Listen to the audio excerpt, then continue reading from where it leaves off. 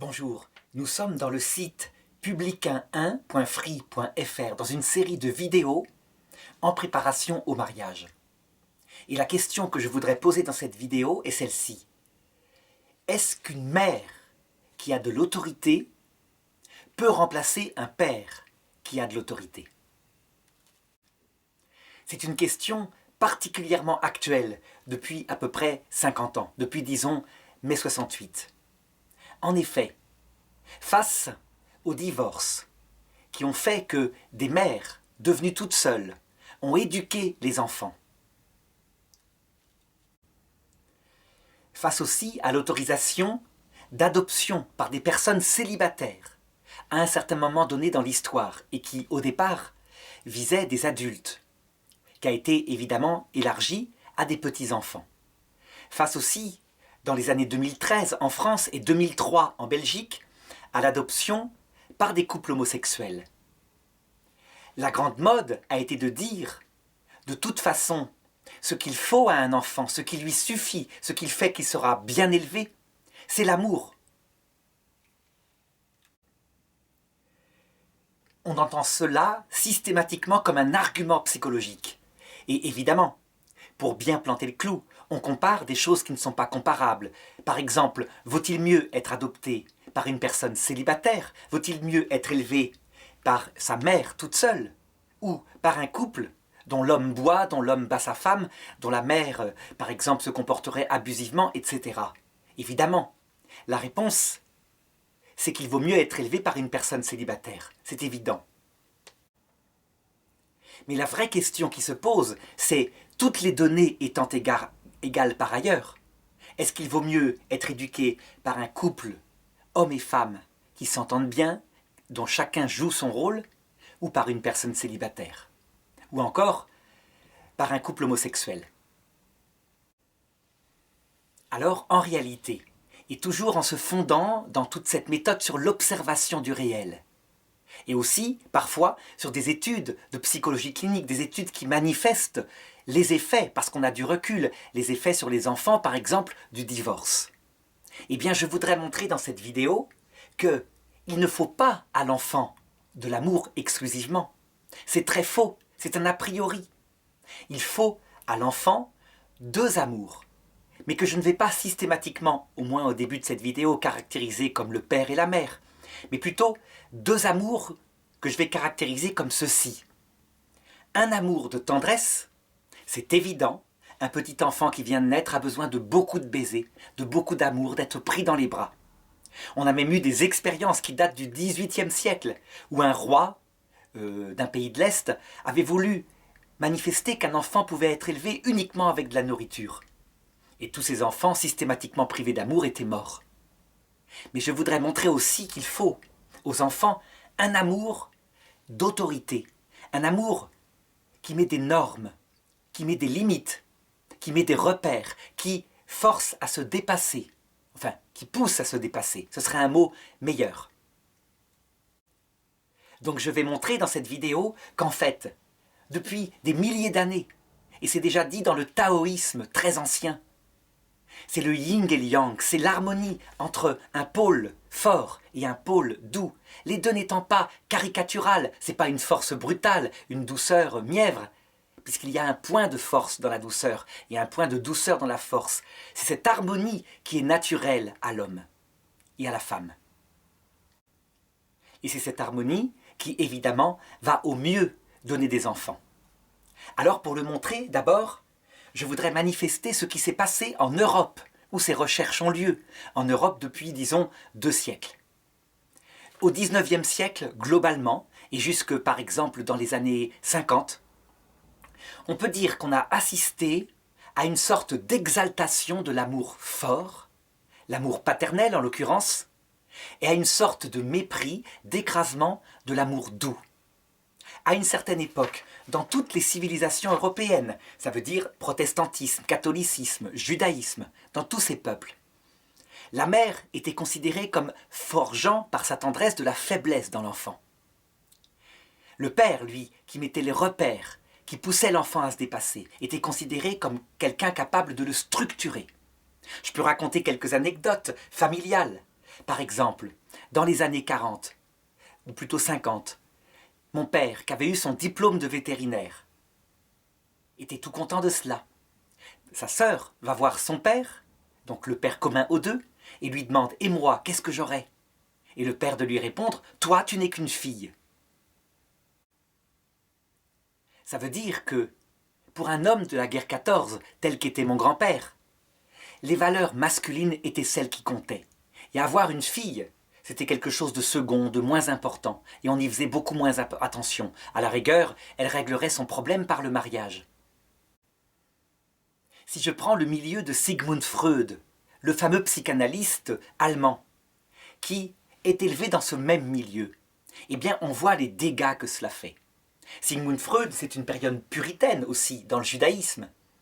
Il a donc un père extrêmement dominant. Et lui, tout petit enfant, il aime sa mère. Il aime cette relation avec elle. Et le père, quand il arrive, eh bien il vient mettre de l'autorité. Il vient un peu casser la relation entre lui et sa mère. Il en souffrira beaucoup. Si bien que plus tard, devenu médecin, devenu psychanalyste, eh bien, il projettera ses propres complexes, dus à cette époque-là, sur les enfants, sur les adultes. Et il dira ceci.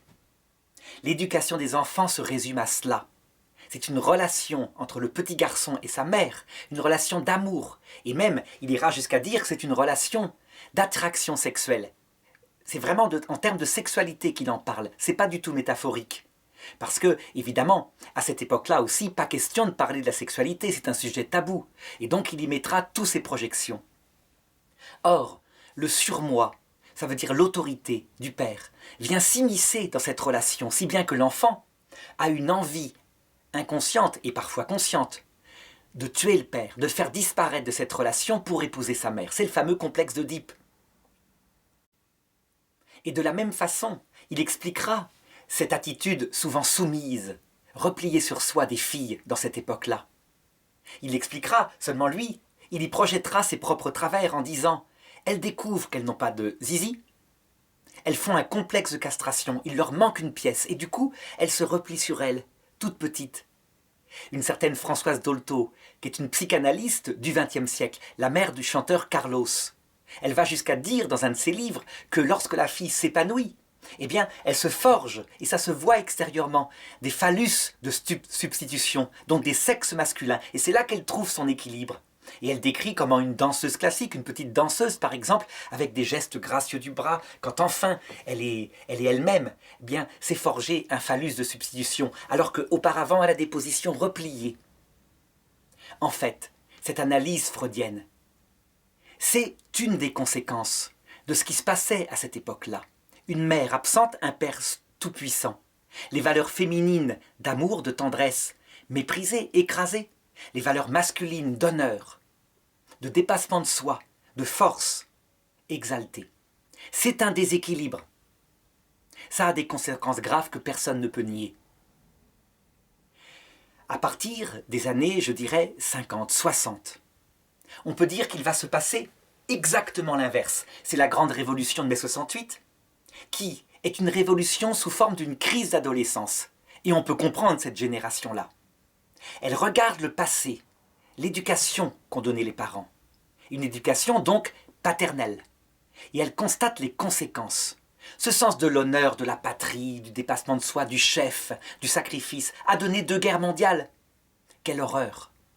Et donc, parce qu'un excès provoque psychologiquement, par phénomène de balancier, l'excès inverse, cette génération va prendre les valeurs exactement inverses. Pourquoi est-ce qu'elle exalte Freud au point d'en faire presque le passage obligatoire de tous les psychologues? On ne peut pas faire des études d'éducateur sans voir cette conception freudienne qui, pour n'importe qui a du bon sens, est une parfaite idéologie. Eh bien parce que, en fait, Freud permet de tuer le père, permet de se libérer de la culpabilité du devoir. Les valeurs de mai 68, c'est quoi dans la famille? C'est l'exaltation des valeurs féminines, maternelles, et le rejet des valeurs masculines.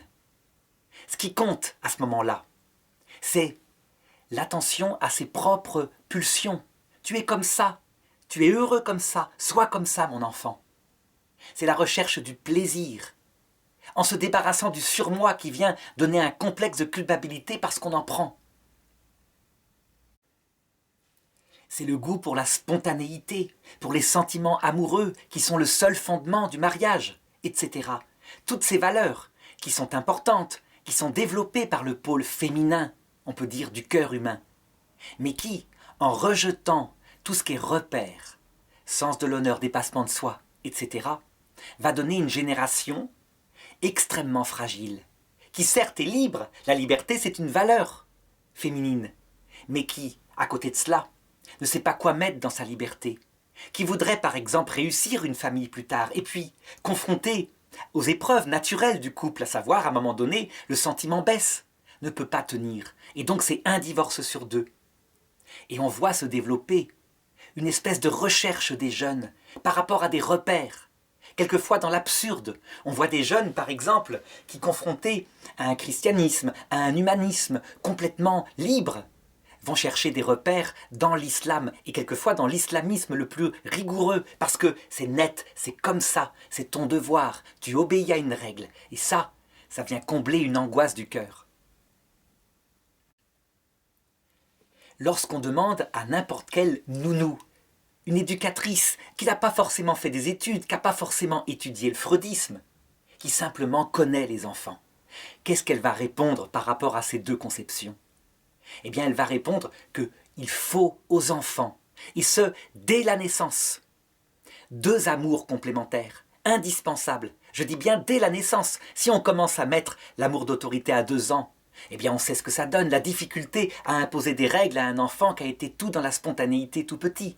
Non, un amour de tendresse, évidemment, qui est plutôt dans la conception taoïste le pôle féminin, et un amour d'autorité, dès la naissance, qui va passer par exemple par le fait qu'une maman ou un papa, parfaitement bien dans leur peau, lorsque l'enfant pleure pour des raisons qui ne sont pas valables, par exemple étant dans les bras, eh bien c'est lui qui décide. Il n'est pas une petite chose tendre qui se précipite dès qu'il y a un petit pet de travers.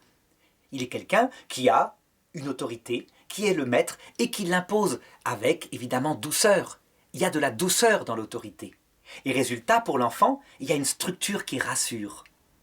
Il se construit psychologiquement bien dans une prééducation que les animaux supérieurs savent parfaitement faire. Il suffit de comparer, par exemple, avec les mamans chiens.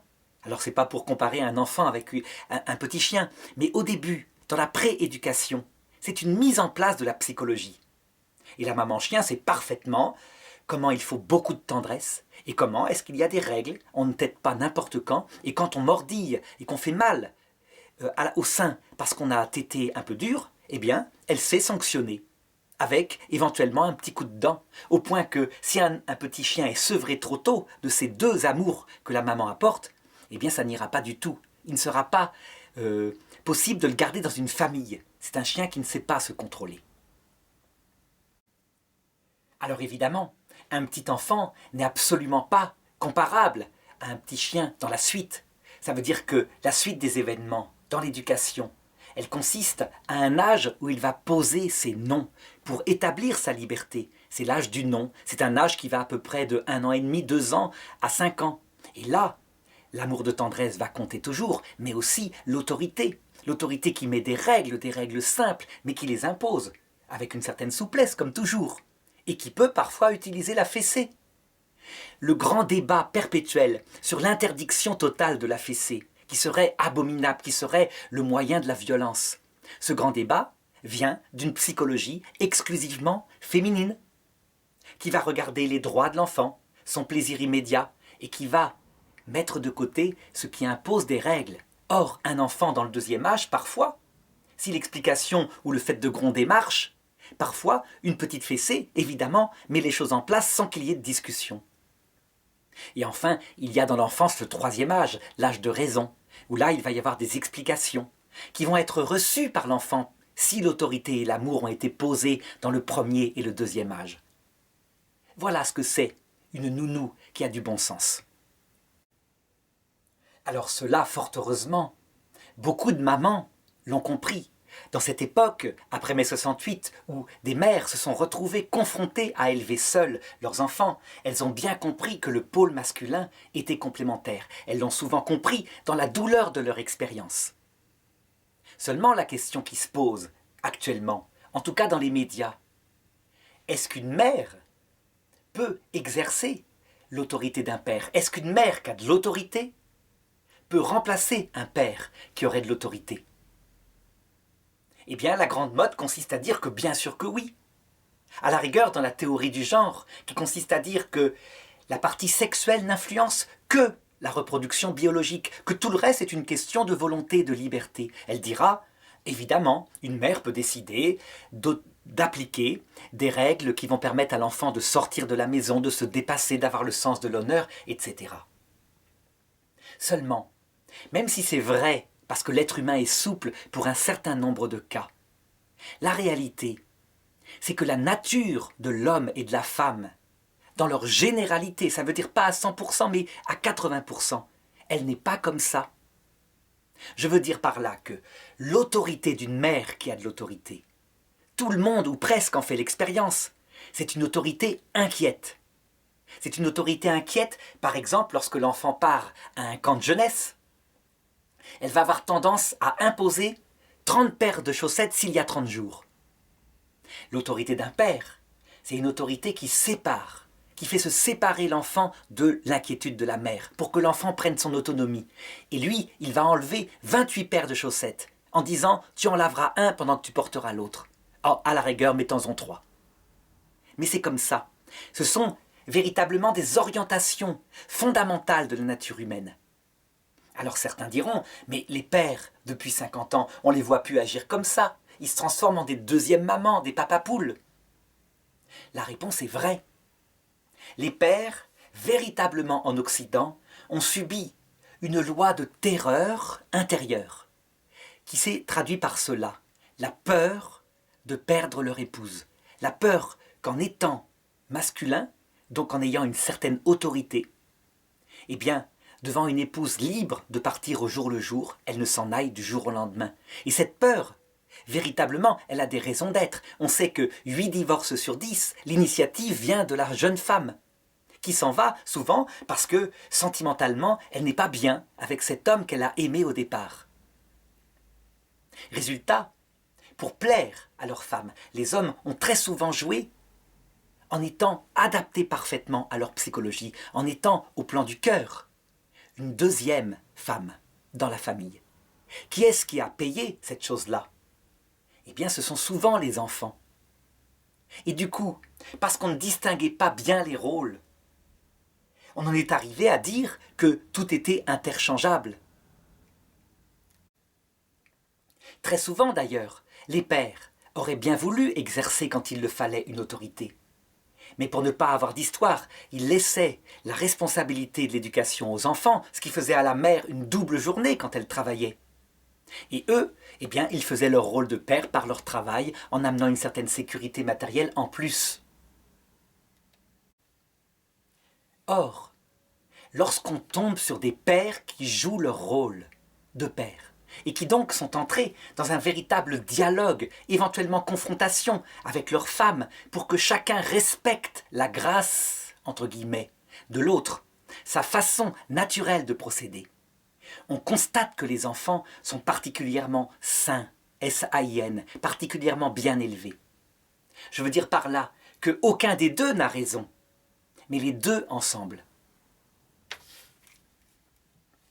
L'autorité d'une mère, si je peux la résumer, l'amour d'une mère aussi, c'est un amour de quelqu'un qui a porté un enfant, et donc qui va viser à le protéger, à faire qu'il soit heureux maintenant. Et c'est quelque chose de fondamental, d'essentiel. Son rôle, c'est de veiller à la sécurité immédiate de l'enfant, de fuir le danger. Et on le voit bien, s'il y a un sport que fait son enfant qui est un peu violent, elle n'aime pas. Pour elle, c'est difficile de le subir. Elle s'inquiète de sa sécurité et elle veut qu'il ait du bonheur maintenant. L'autorité d'un père et son amour consiste donc plutôt en plusieurs choses, comme par exemple d'abord séparer la mère de l'enfant. On se souvient de ce geste traditionnel des gynécologues lorsqu'ils accouchent une femme. Ils donnent à la mère des ciseaux pour qu'il coupe le cordon ombilical. Et c'est un geste symboliquement très fort qui quelquefois d'ailleurs fait naître le père à son rôle. Il sait que la maman, elle, son intention, c'est de garder l'enfant par devers elle. C'est une partie d'elle-même. Et que lui, son rôle sera de l'aider à accoucher dans la douleur, à s'en séparer à l'adolescence et à l'âge adulte. Oh, évidemment, si je manifeste l'importance de ce rôle, ce n'est pas pour en revenir aux pratiques du XIXe siècle, avec ce que dénonce Freud, mais qui est quelque chose de malsain. C'est l'exaltation d'un rôle contre un autre, et ça, ce n'est pas la nature humaine. De même, si l'autorité et l'amour d'une mère s'inquiètent et fait fuir le danger, eh bien l'autorité et l'amour d'un père va conduire l'enfant à se confronter à un certain danger, pour le gérer et pour le dépasser. C'est le père qui, par exemple, va dire à l'enfant que la vie n'est pas facile, et que si, par exemple, un professeur fait des remarques malsaines, pas toujours justes, il ne faut pas porter plainte contre ce professeur. Qu'il faut écouter, parce que la vie elle-même est comme ça, que parfois il y a des injustices, et que rien ne vaut d'avoir plusieurs professeurs différents pour comprendre ce qui se passera plus tard. L'instinct immédiat de la mère, au contraire, sera plutôt de déposer une plainte contre ce professeur, en disant qu'il y a une injustice contre son enfant et qu'il souffre. Qui a raison des deux? Eh bien, je dirais les deux. Tout est souplesse. S'il y a un abus insupportable d'injustice au point qu'un enfant est détruit, évidemment, le pôle maternel devra agir, et le pôle paternel dans le sens de ce pôle maternel. Mais si c'est simplement des contradictions, une retenue peut-être pas tout à fait juste, etc., le pôle paternel agira. Et quelquefois même, lorsque c'est juste, lorsque la punition est juste, le père est capable de doubler la punition, parce qu'il y a un respect pour l'autorité, indispensable. De même, si la mère donne l'attention au bonheur, c'est elle qui met la tendresse dans la maison, on peut dire habituellement, eh bien le père va parler du sens de l'honneur. L'honneur, c'est quoi? C'est la droiture du cœur, capable de se séparer, s'il le faut, du bonheur immédiat, parce que ce n'est pas bien de suivre son sentiment du bonheur immédiat. Parce qu'une attitude juste consiste à agir pour le bien. S'il n'y a que l'éducation de type maternel, lorsque vient plus tard chez l'enfant dans le couple les épreuves, lorsque l'amour n'est plus aussi rose qu'avant, et ça vient en général dans les 3 ans après le début d'un foyer, eh bien que va faire l'enfant qui a été élevé uniquement dans le pôle maternel? Il va avoir tendance à partir en disant « je ne reste pas, je ne suis pas heureux ». Quand il n'y a plus d'amour, pourquoi rester? Le père, lui, il va rappeler le sens de l'engagement, à savoir que l'amour sentimental, certes, est important, mais ce n'est que la confiture de l'amour. L'amour au sens réel, c'est un engagement pour une personne à qui on a donné sa parole. On le tient, et on le tient d'autant plus s'il y a des enfants qui sont nés. Parce que, à ce moment-là, son bonheur sentimental est secondaire par rapport, je dirais, à l'engagement spirituel qui peut conduire jusqu'à un sacrifice de soi un certain temps. Alors évidemment, encore une fois, il ne s'agit pas d'exagérer ce pôle paternel du sens de l'honneur, ça veut dire de vivre dans le malheur total alors que l'autre aurait des responsabilités, par exemple avec un mari qui bat sa femme ou qui boit. Non, toujours pareil, les deux pôles sont dans l'équilibre. Mais actuellement, lorsque le pôle plaisir sentimental, donc ce pôle maternel est exalté, on en arrive à un divorce sur 2. Pour des raisons futiles, un manque de rôle du père qu'a éduqué cet enfant. Et je dirais que ce rôle du père, il est le même pour la fille et pour le garçon. Une petite fille qu'on élève, on lui donne le sens de l'honneur, et ça ne consiste pas seulement à ce qu'elle garde son corps dans la virginité, comme le font certaines civilisations. Ça consiste aussi à lui parler du sens de son engagement, du choix, je veux dire, raisonné d'un homme qui sera l'homme de sa vie, de l'attitude de respect de son rôle de père, du fait qu'il faut le faire naître à son rôle de père. Que l'enfant, lorsqu'il est là, c'est un devoir suprême. Mais ça, à la rigueur, pas la peine de le rappeler aux petites filles, elles le savent instinctivement. C'est aussi ce sens de l'honneur que le père va donner aux garçons, à savoir, lorsqu'une jeune fille tombera amoureux de lui, et que du coup cela fera naître en elle des désirs, de ne pas en profiter dans le déshonneur, de ne pas abuser de son corps, parce que il n'aimerait pas qu'on fasse ça à sa petite sœur. C'est le sens de l'honneur aussi qui apprendra à un fils que la relation sexuelle, elle est le signe de l'engagement total de soi et qu'on ne peut pas faire croire à une fille qu'on l'aime pour avoir du sexe et après la larguer. Eh bien, c'est parce que ce pôle masculin a manqué dans notre civilisation occidentale depuis mai 68 qu'on voit des comportements abusifs. Chacun vit pour son plaisir individuel, c'est devenu la norme. Et je dirais que même les lois cèdent à cela.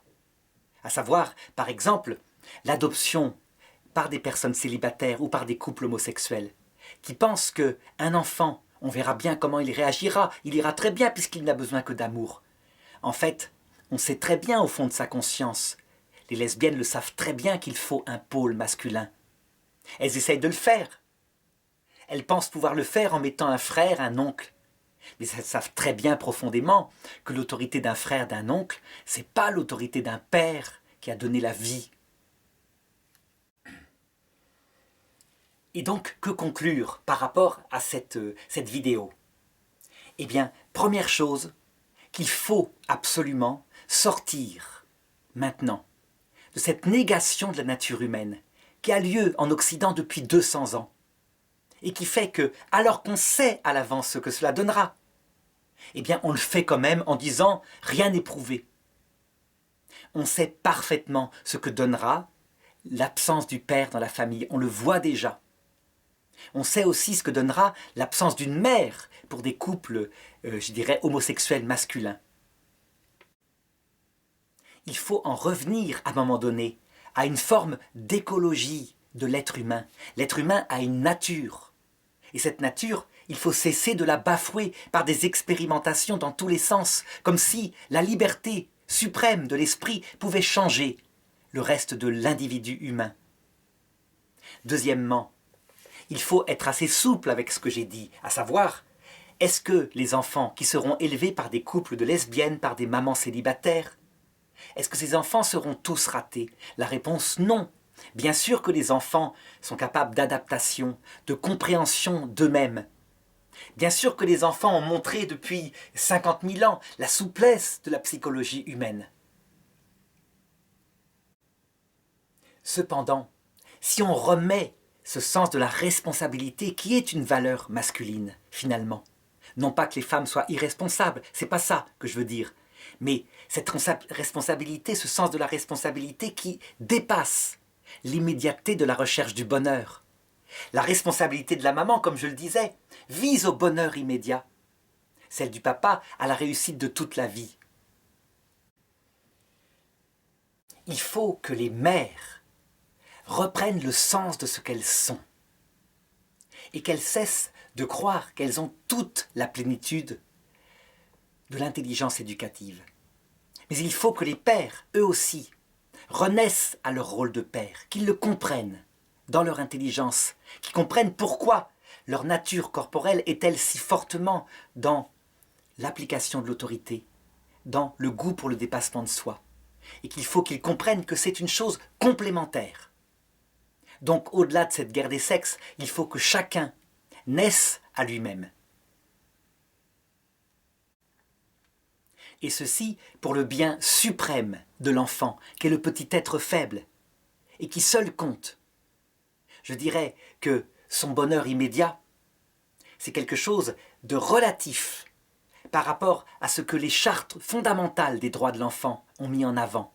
Le droit de l'enfant à être éduqué selon sa nature.